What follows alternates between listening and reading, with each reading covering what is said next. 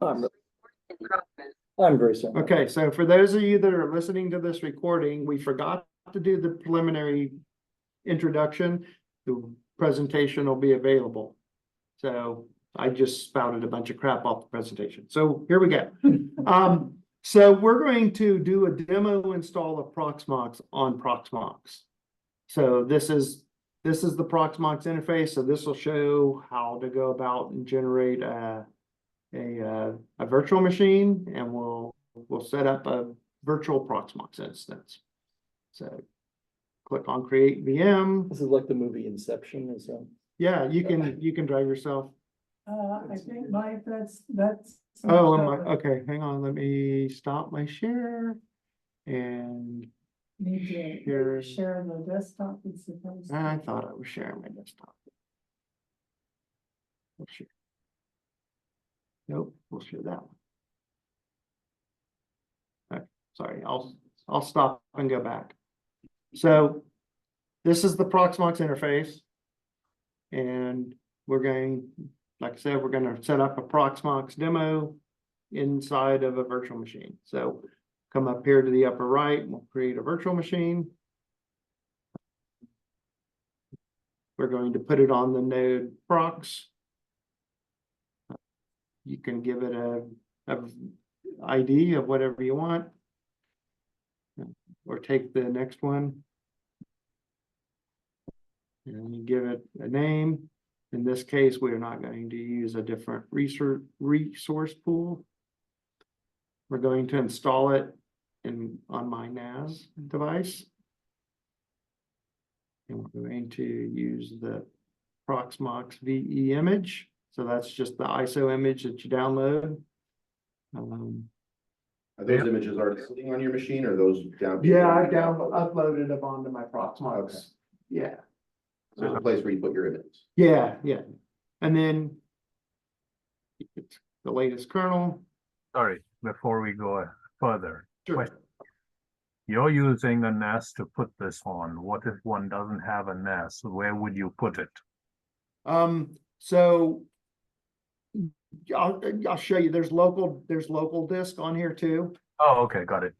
right? So by default, there's the local disk, Got but it. in my, you see it's tiny, right? And not gonna, but you can, I mean, I've run this on a Raspberry Pi. Mhm. Yeah, I've run Proxmox on a Raspberry Pi. So you can, just depends on how big of a environment you want to make.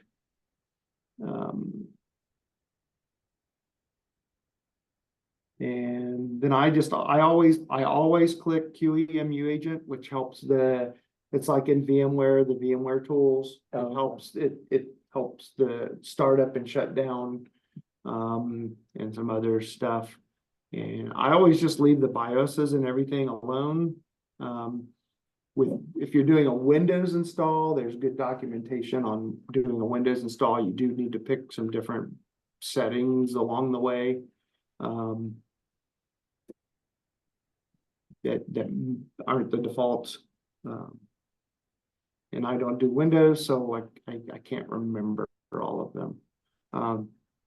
We're just going to do SCSI bus emulation. I always make everything 100 gig for my boot disk because I'm a creature of habit. And we're going to store this in QEMU. We don't need any cache, particularly because this is all spinning disk over the network. So if you're using NVMe, you can do this. I think this disk card is for NVMe drives. I don't know. No expert. I use it for what I do. Yeah. And then I only have one CPU, so I can only do one socket, but I can give it, oh heck, we'll be good. We'll give it 16 core. That way we'll have plenty of. And then for the type, by default, it picks the CPU type that you've got. I want to use the host type, and this is one of those things you have to do with Windows too. It's not an emulation. It's actually using the CPU as it is, not an emulated CPU, I think. But in this particular case, it helps because you would want to do virtual machines. This is the best performance for this Yeah, application. Okay. there's probably a chapter in the documentation. I do know that you need to do this with Windows, when you do it. What's 16 gig? Yeah, it doesn't matter. And then we'll because we're making a virtual machine and I have two virtual interfaces on my machine. If you're doing this you wouldn't see all this stuff if you're just doing a bare metal install. We're just setting it up. So I'll set it up on the main interface. So it gives you a chance to say, I've done everything. So I've done everything. And then we'll come here. And we'll go to the console. And then this is what you would see if can everybody see that okay? Is it big enough? More or less. We're gonna say yeah.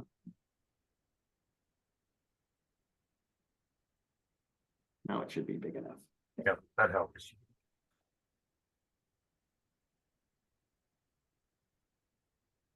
And then by default, it gets a DHCP to start with. You can give it a regular IP later here in the process. If you had more than one drive, because we only added the one drive in the virtual machine, that's where you'll install it. If you have like a server with two disks, you can do a mirror or a ZFS pool, or if you got a bunch of drives, you can do whatever. There's all kinds of options in the install, but we won't see any of them because we only have the one hard drive.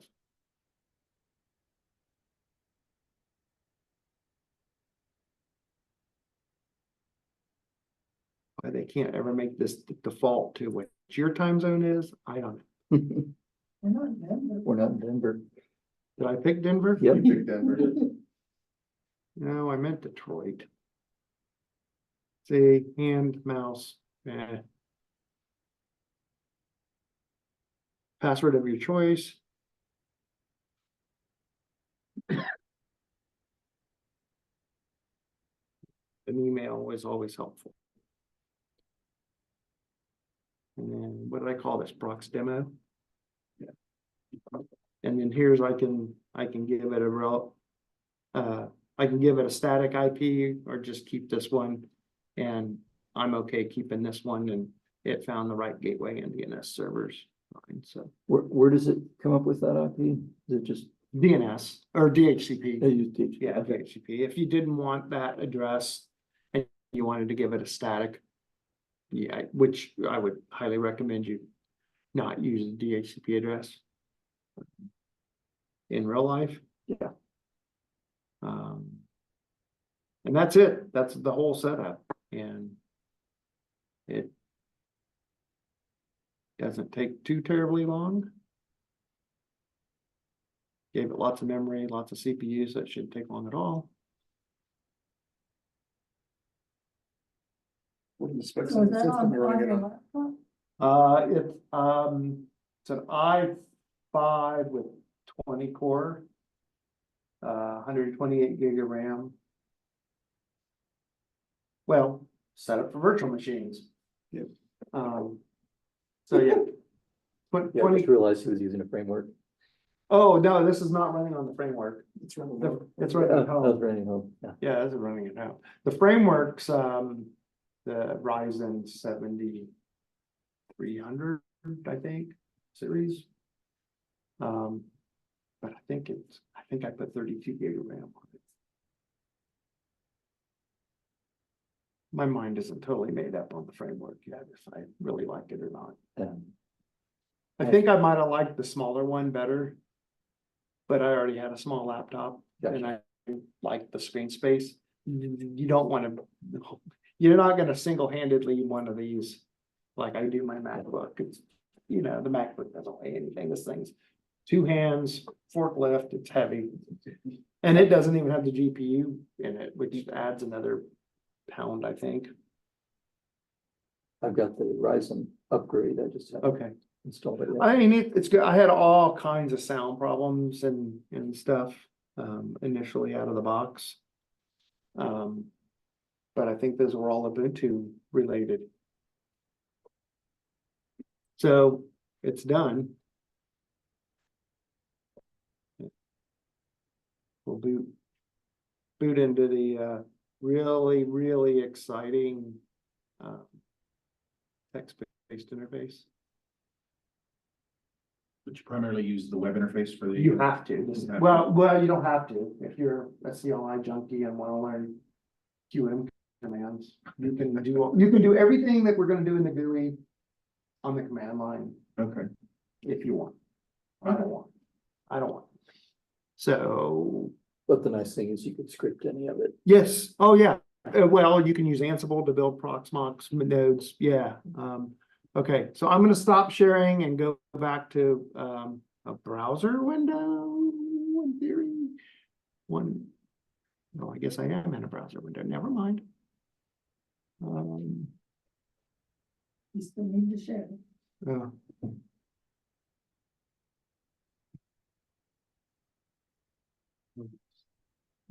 No, it works different than, Did you drop off? no, I'm still. And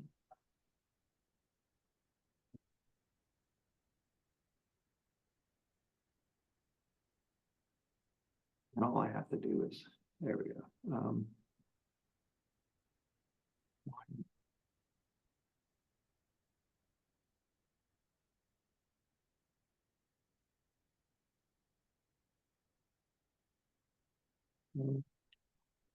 8:06. Well, I'm really not awake. Why? you get a 5. I know, but I can't get You it can't today. click in the address bar.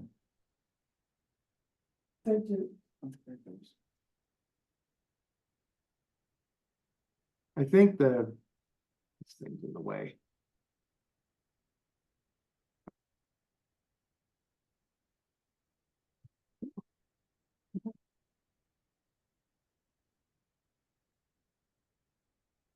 Might it be the. Well, no, it's, network? no, it's part of it's because I have short-term memory problems apparently. Okay, so we got the page. And oh my God. This stuff could stay out of the way. Okay. So you log in as root and the password that you gave it. And then you get these nag screens, which I'll show you how to make go away here shortly. Basically just saying you don't have a paid subscription. Right, yeah. Well, and that nag screen sticks around. So here's our demo Proxmox machine. So, and you can see here, Kumar, that I have some local disk. Mhm. And you can use that. You could upload ISO images and stuff to that if you wanted, right? And then there's local LVM, which I forget exactly. It's been a while since I've set one up and poked around. But you can get to the shell through the GUI. So you can see, out of the 100 gig, it gave 35 to root. And I guess that's all. There's probably some free space here in the LVM somewhere.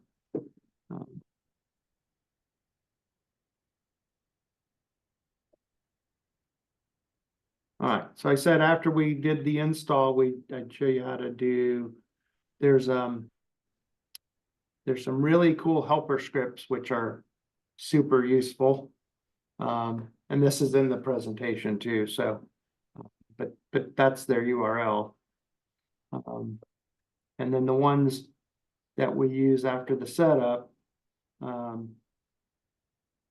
Are like this post install script. So what it does is it fixes all your repositories. It disables the enterprise repo, adds the open source repo, which is the no subscription repo, adds a test repo, and it disables that pop-up nag screen.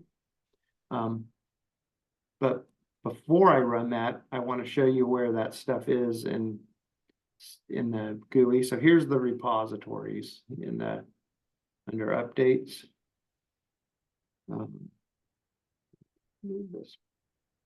So you can see right now it's set up for just the normal Debian repositories, as you would expect, but it's got the enterprise Proxmox repository.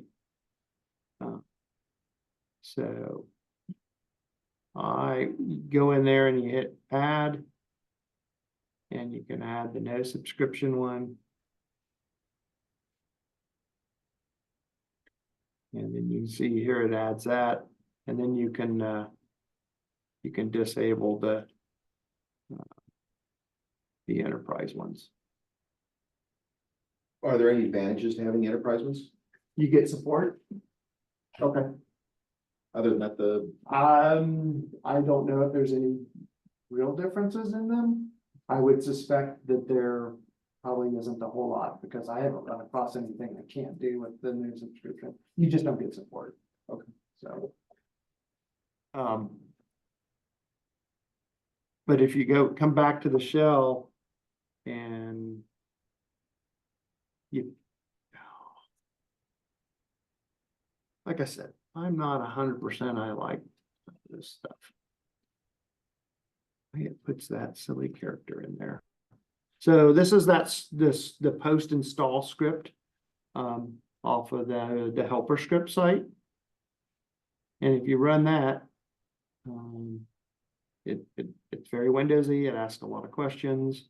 So we just did this, fix the sources. Disable the enterprise, enable the no subscription. Not real sure what, so Ceph is a network file system that I've not ever used.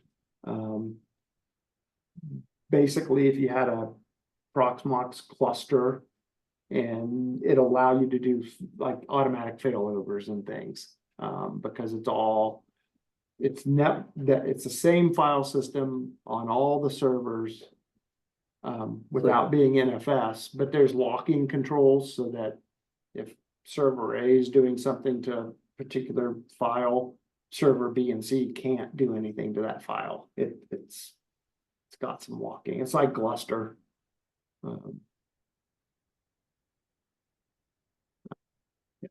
So I always just enable the test repository, and here's where you gets rid of that nag screen.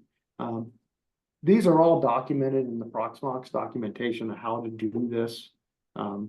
This guy just made it really nice, and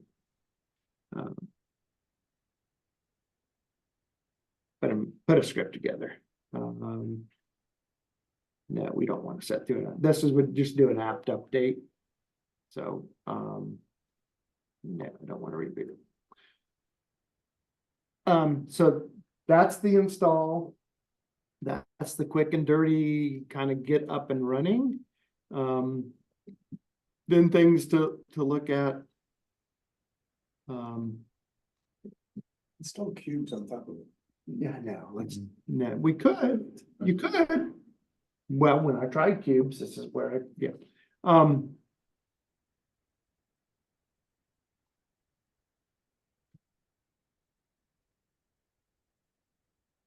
Yeah, so golly.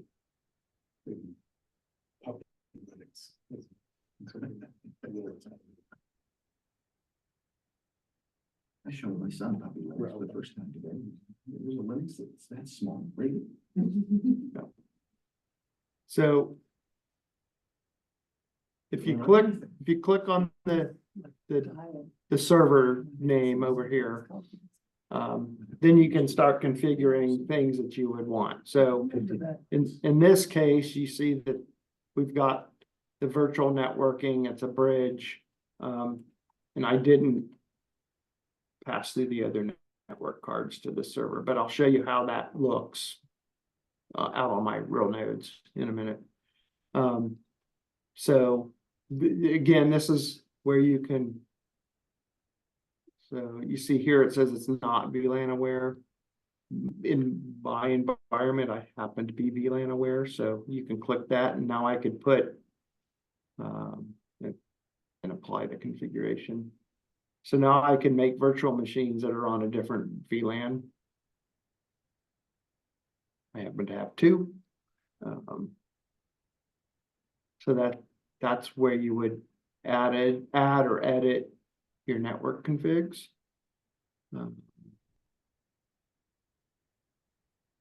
Talked about the repositories. You can see your actual disks. So if you had other drives in this server, say you had two other drives, I could select those and make more disk space available to my virtual machines. And I will show you that again on my running nodes. Sorry, it's a great demo, except I don't do anything.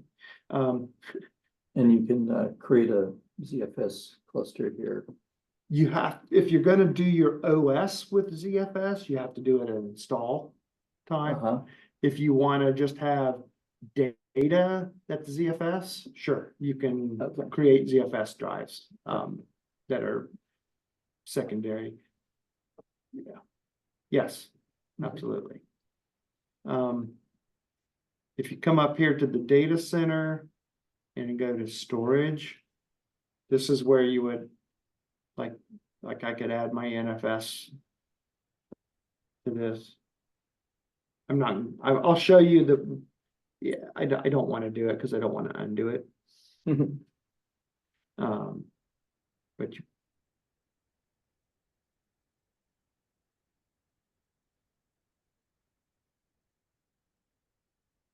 and you see it's really handy. Once you get that up, it shows you, and I happen to know my volume 2 is where I keep all my virtual machines. So if I did that, and then here you want to say, so disk image is a virtual machine, right? I want to be able to upload ISO images, container images. I just do all of this so that it's all available. And then if you click add, then I could actually join this server to the cluster and move things around. I'm not going to join it to the cluster. Sorry. So we'll jump back out here to my real nodes, and we'll look at, since we were just on storage. So you can see I have my PVE disk, which is my NFS mount. Then I have this backups, which I run the Proxmox backup server to back up my VMs to, which it backs up to the NFS, but you know, it's backed up. And then there's local disk too. And those all show up down here. You can see PVE backups, PVE disk, and the local disks. Can you map like a cloud storage or something? If it's network attached, yes, you can. If you could mount it to the server, you can mount it to Proxmox. Yeah. It's either useful for backups or something. Yeah, I mean, yes, if you had a NAS, well, I mean, I do have a NAS. But if you had another one and you wanted to back them up on another thing, or if you wanted to mount a cloud, like a S3 from Amazon, I think you can mount those locally. Yes, you could. I'm sure it would just be an NFS mount, I think. Interesting. Lots of things you can do. I just don't, because I don't need to. Could you show those options again for mounting? Yeah. So directory is like local disk. logical volume, if you wanted to make LVM like XFS or BTRFS files. Or if you wanted a thin provision disks. NFS, Samba, so if you had like Windows shares that you wanted to mount. Gluster, which is Gluster file system. So it's not showing Ceph because Ceph's a whole different It's, problem. says it, CFS. Yeah. More down. So you can, and I haven't messed with Ceph at all. I have 2 Gluster clusters at work that have made me realize I don't want to mess with that kind of. I don't know what RDB is. So like on my NAS though, I could do an iSCSI mount off of it and mount iSCSI. I know some of the commercial stuff will do iSCSI mounts, so it's basically SCSI over the network, right? Mhm. ZFS, Proxmox backup server, which you see my backup server is running on my server, Yeah. but the backups go to a different NAS. Yeah, they go somewhere else. Is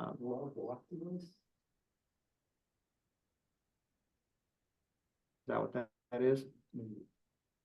Could be. So that's the storage, right?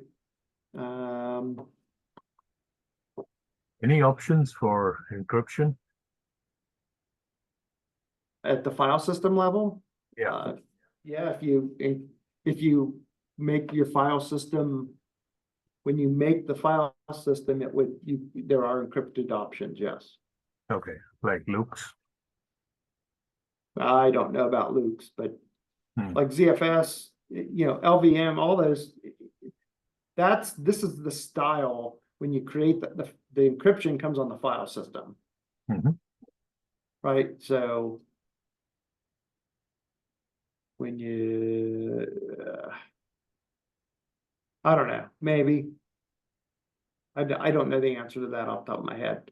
I'm sure you could create an encrypted, so you could, if you had 2 drives and you wanted to mirror them and make an encrypted XFS file system, you can go out to the operating system, do all that, and then mount it up, mount that mount point.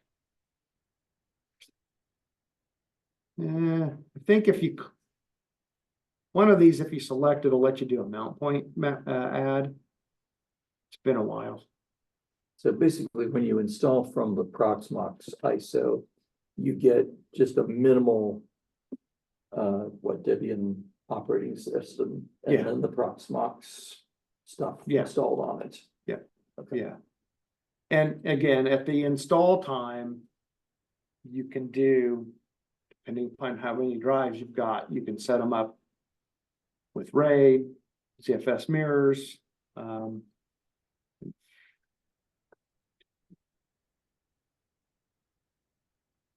One of these servers has got ZFS mirrors, I thought. Maybe not. I thought this one had mirrored drives.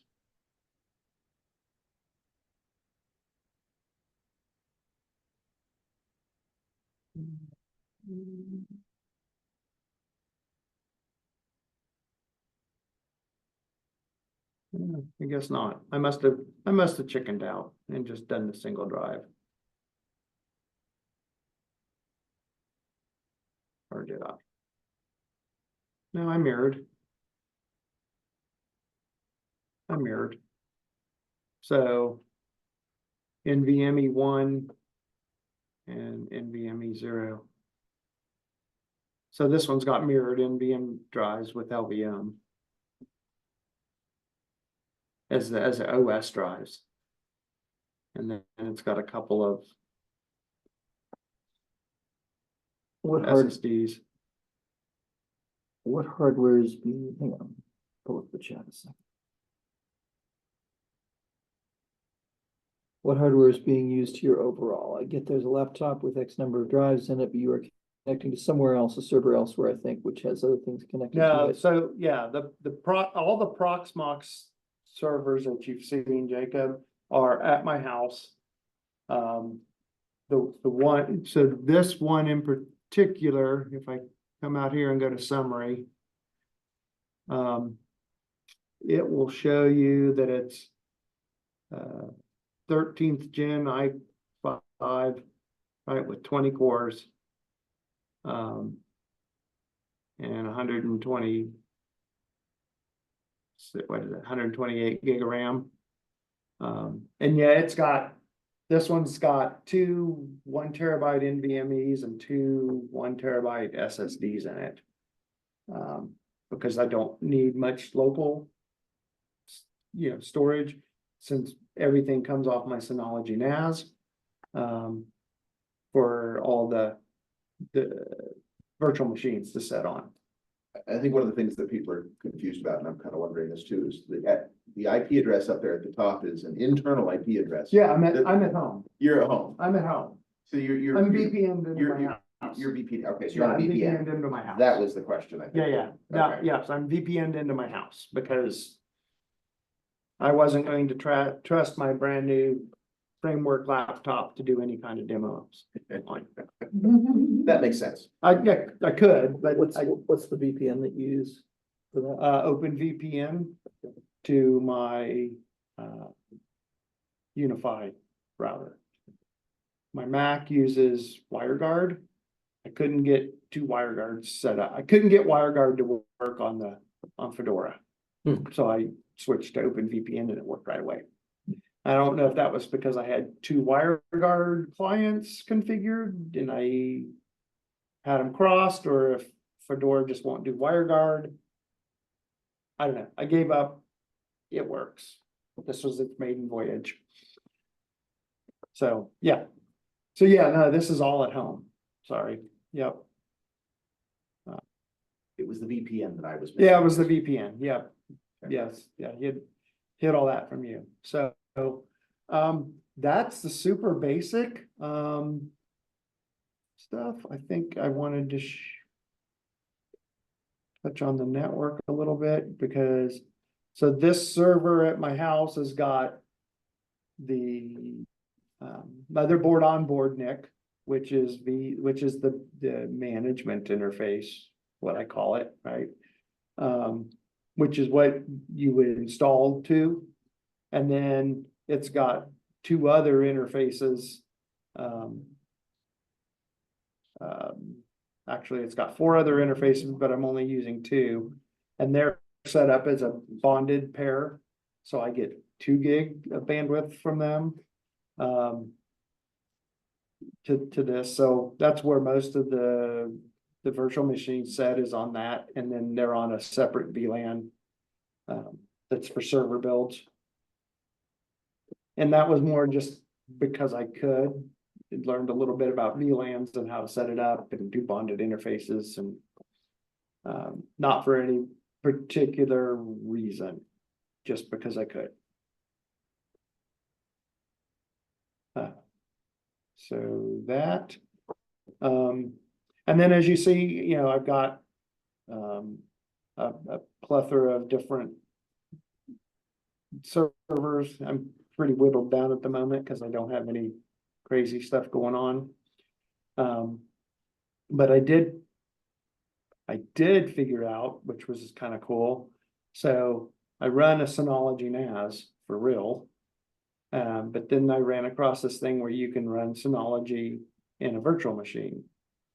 And you have to go through a bunch of bootloader stuff. And so you basically make a virtual machine template. You strip all of the disk out of it. You mount up this disk image that boots into this ARC loader. And from there, when you boot, it gives you the option to install the Synology NAS operating system, which is pretty cool. So this is all you get, but if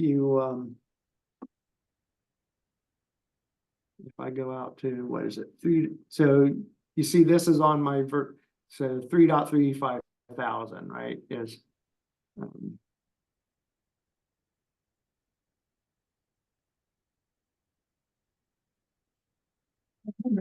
It's 500, yeah. again, can't type.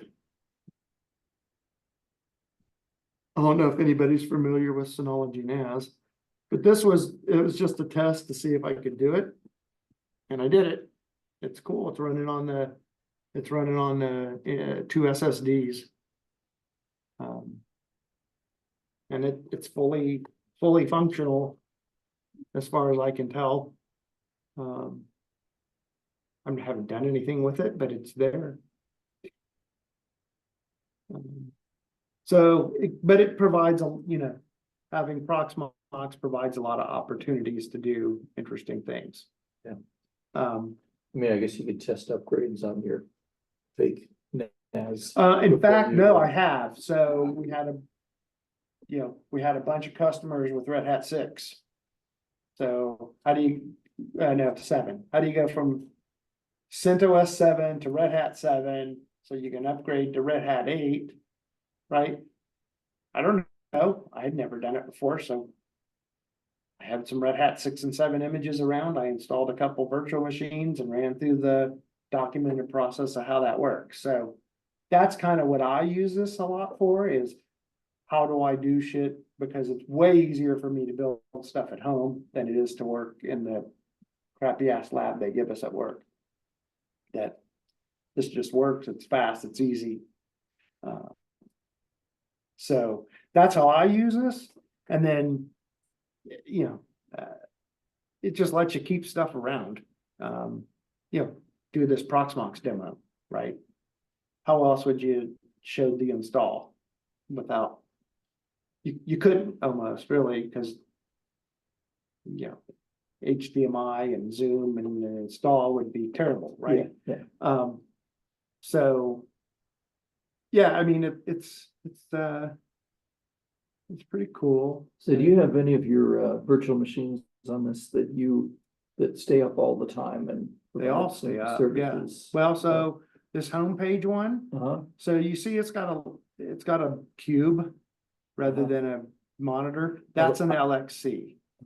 So an LXC doesn't get its own operating system. It uses the server's operating system. So it's way thin. They're usually like 2 meg. They're tiny. I mean, you see it's got 1 meg of RAM, and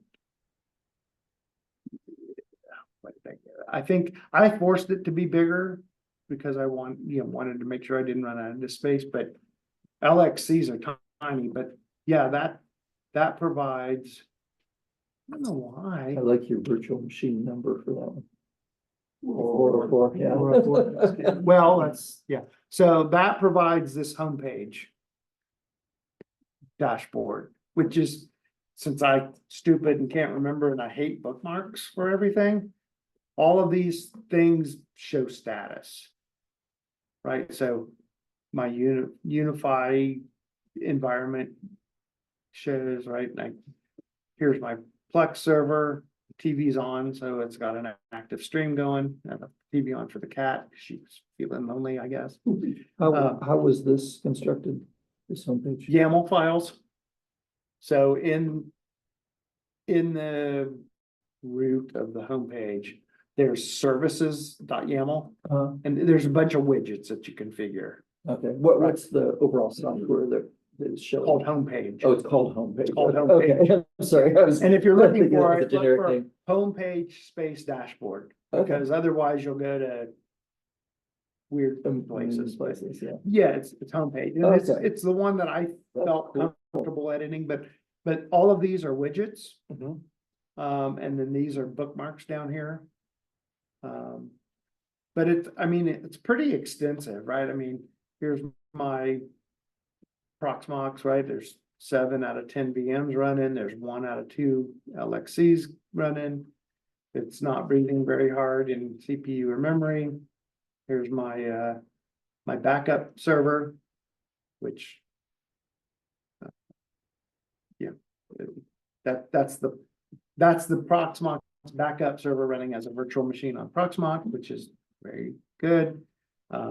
It's got interfaces for all the Synology NAS, so even the virtual one. The R stack, of course, you know, to download my Linux ISOs with. And then, you know, I've got speed test running in a Docker somewhere, one of those servers somewhere, but this will connect up to it and show you your last, speed test ratings. Wow. And then my two HD home run TVs, it'll show you how many channels you've got configured. So that's a pretty neat little thing, but yeah, that stays up all the time. You had Docker management down there in the corner, you running Docker on this as well? As of, yeah, why not? Docker host.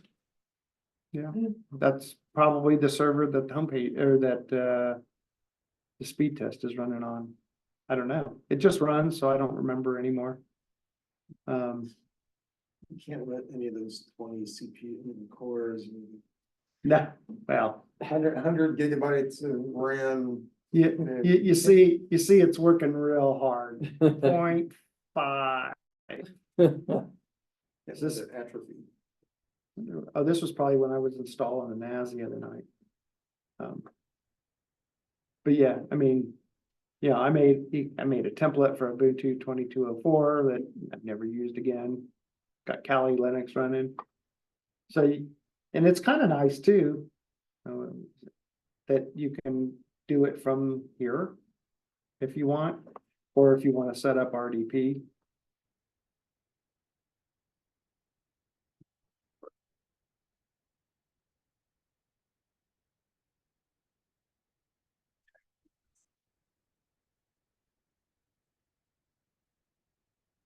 So, I mean, it's not a hateful interface if you don't want to set up RDP into Linux box or XBNC or whatever, right? I mean, I use RDP because it works and it's quick, but this is a little, well, could be the right state network and VPN and all that, but it's a little laggy, but even at home, it's a little laggy. It's not this bad though, but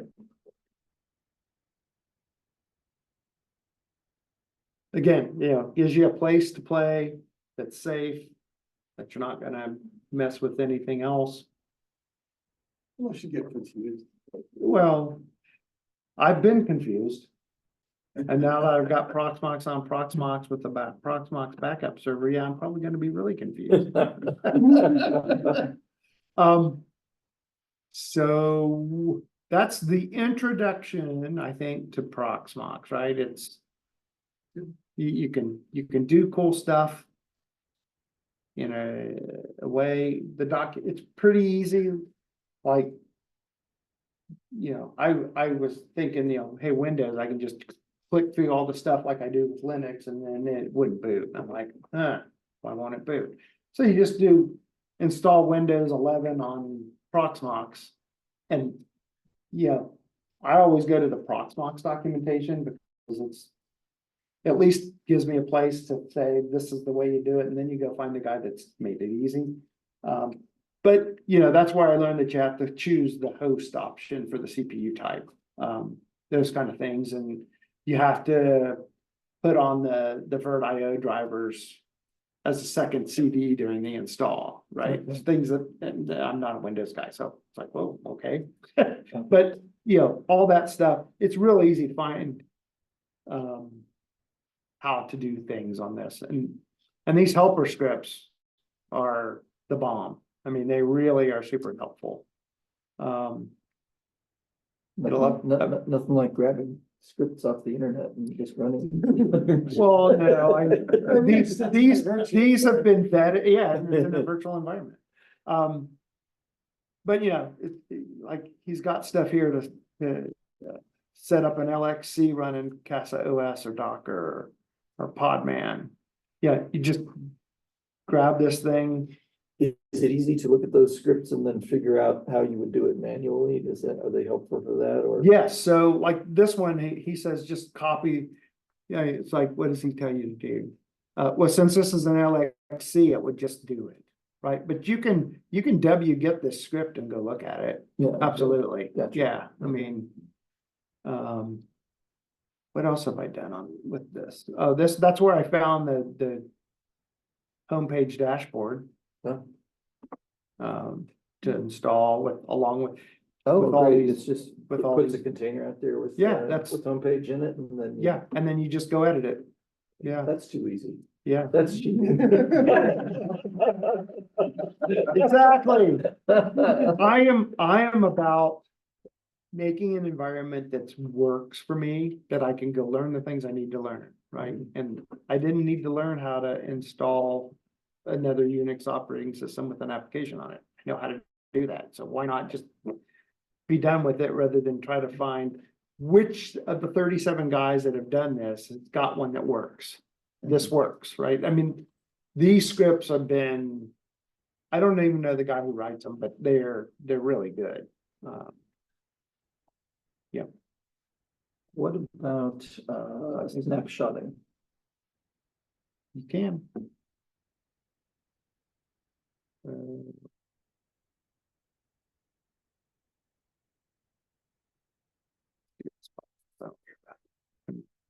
Well, can I? I typically just back them up, right, with the backup software. Mhm. Not. Snapshots. Click the thing, click snapshots. Take a snapshot now.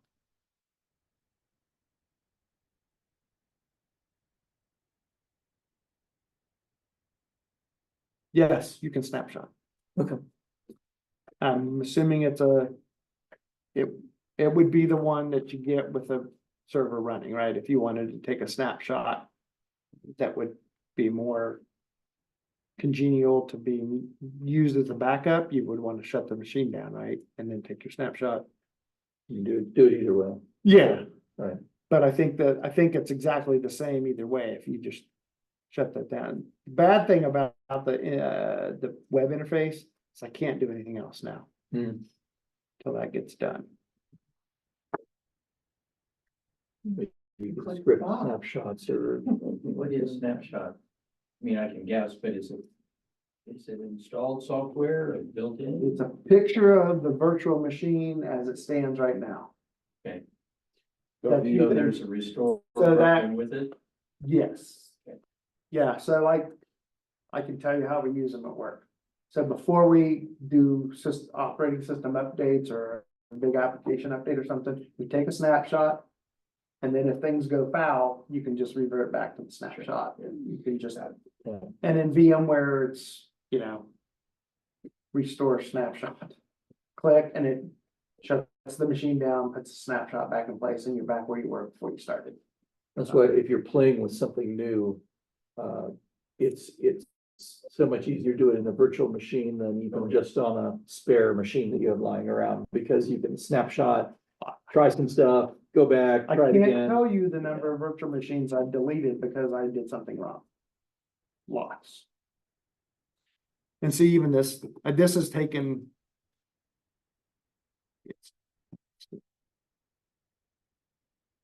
I could go kill it, but it'll stop it.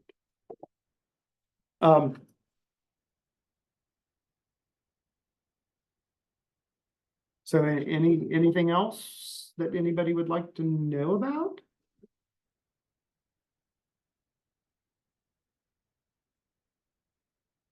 I can go back and tell my sysadmin that. Hardware. All our VMs over to Proxmox and get rid of So- VMware. So Proxmox, Veeam just came out with a Proxmox agent. So you can back up and move with Veeam. So they're starting to get some commercial support because everybody's pissed off at VMware. Oh, yeah. Oh, they're awful. Excuse me. Yeah. Mind if I just lock your door real quick? Oh, sure. Thank you. As long as we can get out again. You'll be fine. It's just whenever you guys leave, if We'll shut the be door. so kind, just make sure the projector's on, Mhm. put the thing up, Sure will. lights goes dark, and you're good. All right, thank you. All Thank you right. very much. Y'all have a good one. Yeah. You too. I know something I wanted to ask about high availability, like. Multiple Proxmox servers. Yeah. and one will take over kind of thing? Yes, you can. You need 3 nodes for HA. You need 3. Yeah, because you always have to have N+1, and with 2 nodes, you can't do N+1.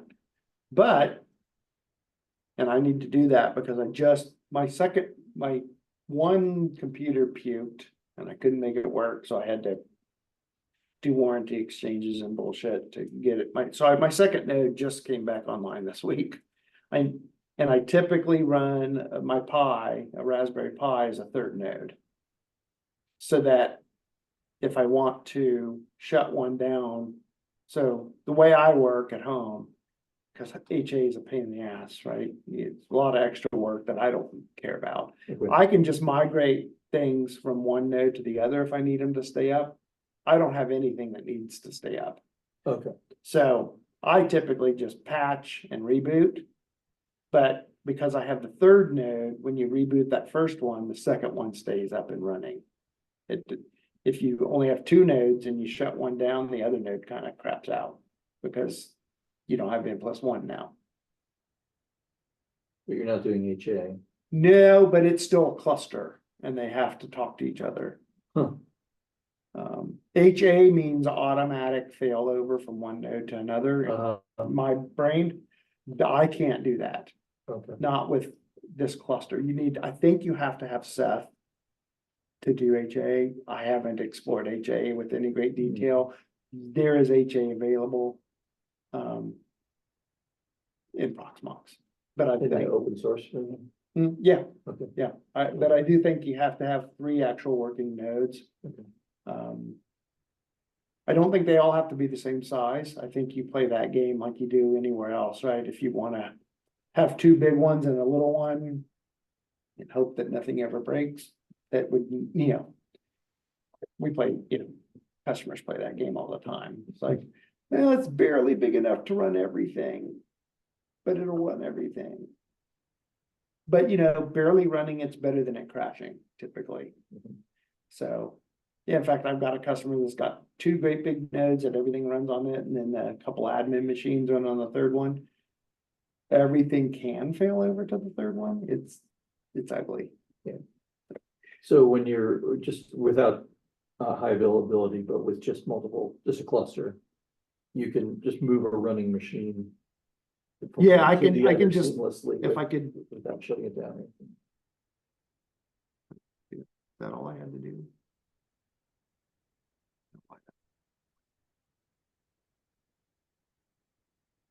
Just reading the documentation here, it says that the transfer can sometimes take up to 2 minutes to bring it up. So if you look at your percentages, your availability, you can go.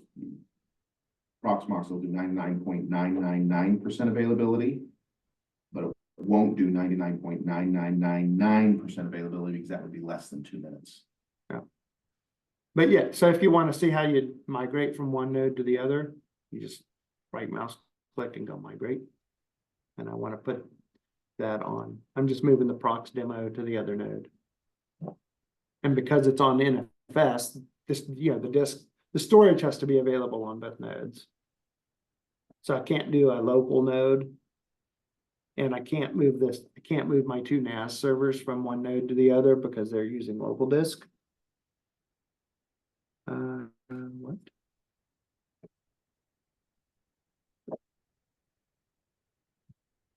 That was weird. But yeah, so now it's running and you can see it still running. That's freaking magic to me. So like if I had, so back when I was running like Pi-hole, if the Pi-hole went down, you couldn't get out, right? You couldn't so if I wanted to update these during work, my Pi-hole had to stay up or I wasn't gonna work, right? So I would just move Pi-hole to the one machine that wasn't patching, patch the other machine, reboot it, move Pi-hole back, right? So, but there's nothing on these that has to stay up and running. I'm not. It's mostly test bed. I mean, now there are what I think is production. That homepage is production, right? I mean, You'd like it to be up. I'd like it to be up, but if it's real easy to schedule downtime with myself. It's super simple to schedule downtime with myself. I'm gonna patch right now.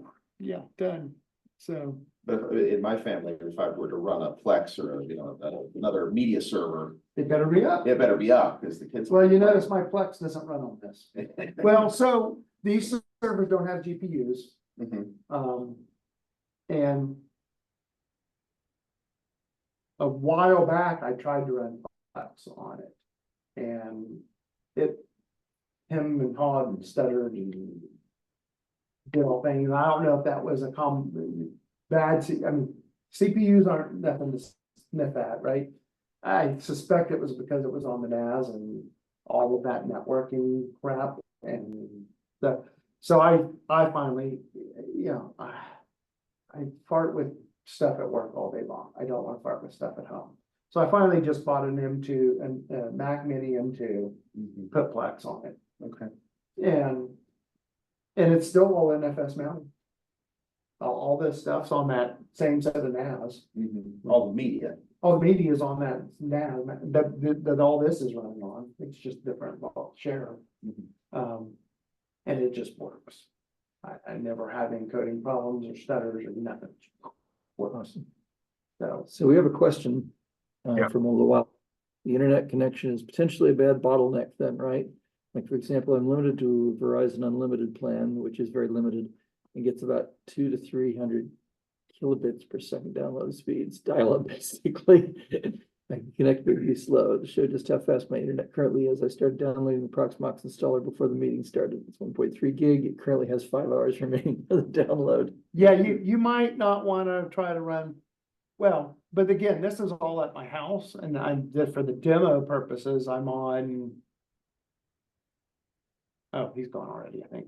Oh, is he up? Oh, No. No, that was Charles who had. Oh, sorry. So, yeah, Jacob, I mean, this is. I just have Spectrum. I get 500 down, 500 meg, not K. yeah. So yeah, you would be struggling to do this demo here. But as far as using it at home, you don't, other than getting your ISO images to do your virtual machine installs and updates and stuff, that nothing local in your house would be a bottleneck unless you have really crummy network hardware, like 10 makes switches still, but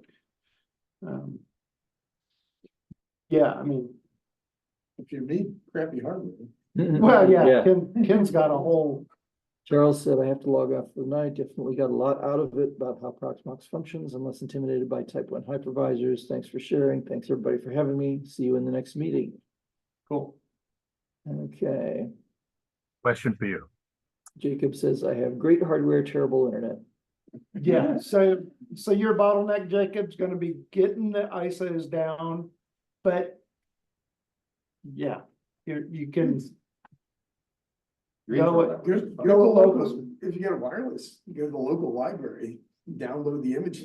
yeah, It's like, yeah. And I think with version 8, they allow you to, you used to have to download the image and then upload it to Proxmox. Now you can actually just download it from the URL right into Proxmox, which is a step up. Kumar, did you have a question? Yeah, I have a question. I'm really interested in the hardware that he's running it on. I'm in the market for a similar machine. I want to build something that has equivalent RAM as well as the number of cores. And I'm looking for something that would run Linux, but most of the people or most of the places I go to, they say we talk only Windows and Linux. We don't know Okay, anything about it. so when my thing puked, I basically had a bad Intel CPU. It's one of the ones that had the problem, and it ran since last November, and then it just said, later, dude, I'm done. So I took it down to DMA, the DMA computers on Woodman and Dorothy. And I said, it won't work. I can't figure out what's wrong. And Yeah. So he's like, yeah, your CPU sucks. So, so instead of buying another Intel, so basically what you need is a processor that will do hyperthreads, Correct. right? And however many, whatever you think your workload's gonna be, that many cores. I went cheap-ish, right? So the new server I bought from the guy at DMA is an AMD Ryzen. And it's got 32 gig of RAM. And I don't know, some new gaming board that had 4 SATA slots on it. Right. Yeah, right. And it was $800. What form factor is this? That one's in a rack mount, 4U rack mount case. This one, they're desktop machines. They're not server machines. They're Yeah. desktops. Right. Right. So this other one is, so I bought 2 of these i5s, one of them puked, the other one's still working. And it's just in a desktop case. But it's got, 20 core and 128 gig of RAM. Mhm. You can go slight on RAM because, again, you got to know your use cases. Right. You see what's running on this. The thing's running 0.3, not even 1% of my CPU, right? Mhm. And 41 gig of my 128 gig of RAM. Yeah. Right, and the other one's running, this one's only got 32 gig of RAM. And it's running the Proxmox demo, but right, and this other server, I forget what I gave it, it's pretty beefy though.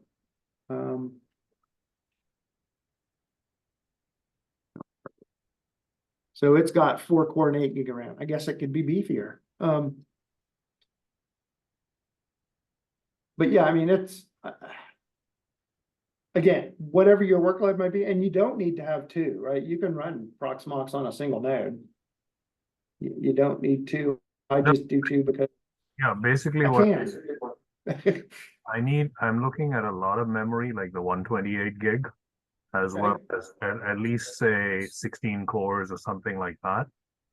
You'd be surprised that But memory will swap. You can over provision memory all day long. Because memory, unless you're running like a database server or something, right, that grabs its resources and keeps them. All the other stuff doesn't use all those resources. It might peak to use all those resources, but it's not going to use them all. Yeah. You can over provision easily by 25% on memory, easy. And that's in like production workload. This isn't production, right? There are some criteria for me. One is I was looking for motherboards that don't have electrolytic capacitors.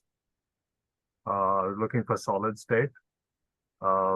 Generally the polymer capacitor, so they will, even though I don't want to overclock, I want them to be long lasting or at least durable. A couple of the machines I have solid state capacitors. They've lasted me now, touch wood, nearly 12 years, maybe 15. Running 24 hours a day, 365. The second, I've got a 10-year-old laptop that's done that for work. It just sits in the corner and runs. yeah. The second criteria for me is the memory so that I can run analysis on it. I might get back into engineering analysis, FEA. I mean, your pocketbook's dictating all that stuff. I realize that, correct. So when you gave me that budget, yeah, I'm willing to go say a 4-digit figure easily. That 800 and it was 859 or something for this Ryzen. Yep. A gigabit motherboard that supported that Ryzen and 32 gig of RAM. Yep. I had the drives already. Yeah. And I had the case already, but even at that, you're still only talking another $500. So you went to DMA computers, huh? Yeah, I mean, he just ordered the stuff because I was tired of messing with it. I am not a hardware person. And I was just like, I wanna walk out of here with a computer that'll work when I go home, put it in the rack. It was worth, I mean, and that was, I think it was like $150 in there for him to do some of that work, so it really wasn't that expensive. That's decent. That's Um, something to do that, to say, hey, build me something. I just want something that runs Linux. And Yeah. that I'm looking for. Would you say that any Gigabyte or say, or the other board makers, I even forget what they are, AS Rock, etc., that most, Yeah, you're not gonna, I think it's more, yeah, any of those boards are gonna do it. yeah, And you buy the board that's got the IO you need, right? I mean, I wanted SATA ports because I had SATA drives that I wanted to do stuff with. yeah, So unfortunately, the AMD, we couldn't find a board with 6 SATA slots, so I've got 4. okay, I had, that's what my other NAS is running, right? My virtual NAS is running on those 4 drives. Hmm. And they're spinning disk, right? Cause that's my backup NAS. hmm, So I wanted spinning disk and I had them from when I upgraded, so. Yeah, I think, again, you gotta have a processor to do the hyperthreads or VT, whatever I don't know what Ryzen AMD calls them, but. You need to have the cores be able to be, individually addressed. But I yeah. think any of the motherboards and current CPUs will run Linux, no problem. All right, I think we're gonna Yeah, call it's it. that And time. I wanna say, Mike, thank you very much. You're for the welcome. great presentation. Shoot, Thank you. question, yeah.